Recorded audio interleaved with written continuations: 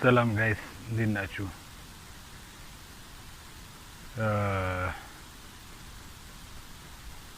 ሰላምታ ይድረሳችሁ በያላችሁበት። ለማታውቁኝ ቴዎድሮስ ካሳሁን እባላለሁ።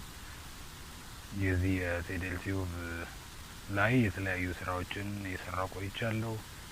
ከዚህ በፊት ደግሞ እንደምታውቁት በተለያዩ የቴሌቪዥን ቻናሎችም አንዳንድ ስራዎችን ለመስራት ሞካክሬያለሁ። ግን ያው በተለያየ ጊዜ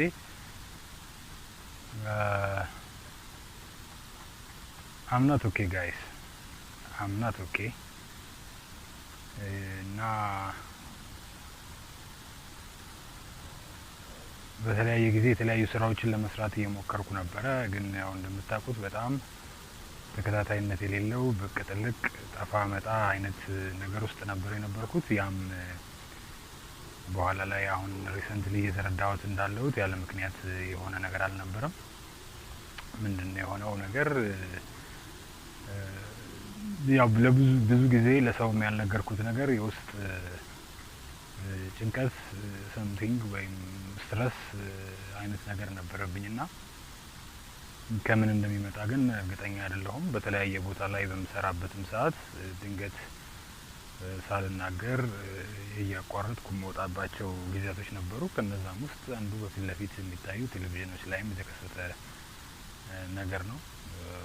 ምንም እንትን ሳይደረግ ስራውን ትቶ የመጥፋት አይነት ነገር፣ በተደጋጋሚ ራስን አይዞሌት ማድረግ፣ እነዛ አይነት ነገሮች ተደጋጋሚ አደርግ ነበርና በስራዎቼ ላይም እንደምታዩት የተለያዩ ነገሮችን እሞክራለሁ። ከዛ ደግሞ ብዙ አይቀጥሉም።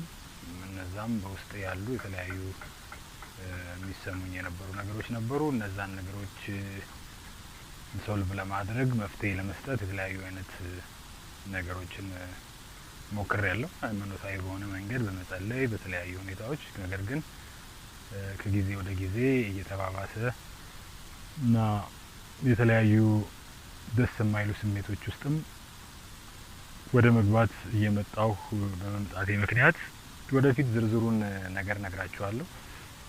አሁን ግን ዋና የመጣሁበት ምክንያት ምንድነው? አሁን ያለሁት ጸበል ነው። ቦታውን እንግዲህ ወደፊት እነግራችኋለሁ። ለጊዜው ግን ይቆየንና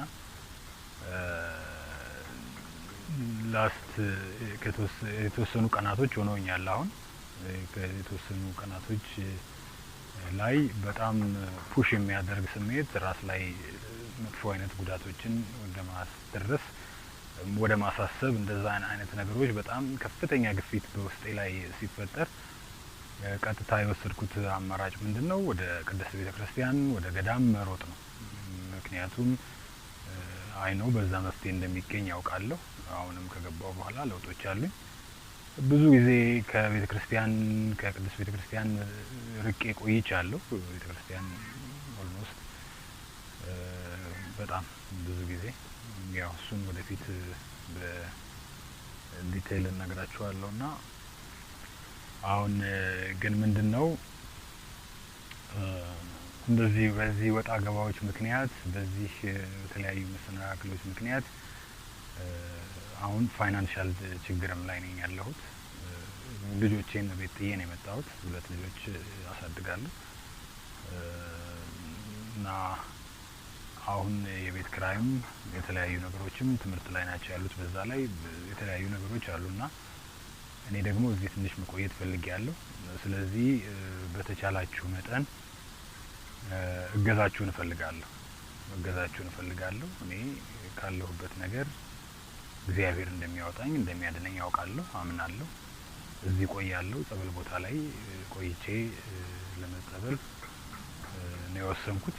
ስለዚህ ከዲስክሪፕሽኑ ላይ ከመግለጫው ላይ በማስቀምጥላችሁ የንግድ ባንክ አካውንት የተቻላችሁን አነሰም በዛም ሳትሉ እርዳታችሁን እንድታደርጉልኝ ነው። ያም ለቤት ኪራይና ለተለያዩ ነገሮች ሊውል የሚችል ነገርና ጊዜው ከዚህ ሁኔታ ውስጥ እስከወጣ ድረስ አንዳንድ ነገሮችን ሊያግዘኝ በሚችል መንገድ እንድታግዙኝ ነው ጥያቄን የማቀርብላችሁ። ሌላው በጸሎታችሁ በያላችሁበት በየምታምኑት ነገር በየእምነታችሁ ወደ ፈጣሪ እንድትጸልዩልኝ እንደዚሁ አሳስባችኋለሁ።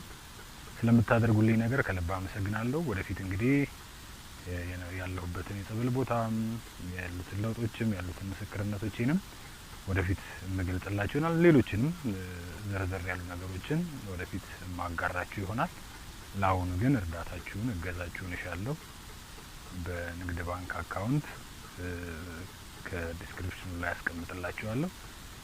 በሱ እየተጠቀማችሁ እንድታግዙኝ በእግዚአብሔር ስም ጠይቃችኋለሁ። አመሰግናለሁ።